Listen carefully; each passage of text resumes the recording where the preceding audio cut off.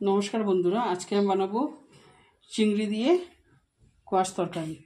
এই যে আমি কোয়াশটা এরকম করে কেটে রেখেছি বারিক করে, আর চিংড়িটা ভাজা করে রেখেছি, আর কড়াইটা বসিয়ে দিয়েছি।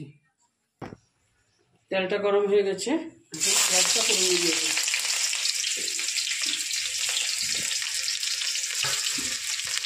পেঁয়াজটা হালকা করে ভেজে নেব, একটু একবারে লাইট করে একটু ভেজে নেব। এখন কোয়াশটা দিয়ে দিচ্ছি, নুন দিয়ে দিলাম 1 চামচ, হলুদ 1/2 চামচ, আর লঙ্কার গুঁড়া এখানে বেশি লাগে না, 1/2 চামচ দিয়ে, 1/2 চামচের একটু কম দিয়েছি, বেশি লাগবে না। দিয়ে ভালো মতো মিশিয়ে নেবো আমি। এখন মিশিয়ে নেবো ভালো মতো, মিশিয়ে একটু ঢাকনা চাপা দিয়ে রেখে দেবো। কোয়াশটা মজে গেছে, আর আমি একটু আগে আপনাদেরকে দেখাতে পারিনি, কাঁচা লঙ্কা চিড়ে দিয়ে দিয়েছিলাম মধ্যে। এখন এই যে ভাজা করা চিংড়ি মাছগুলো দিয়ে দিচ্ছি,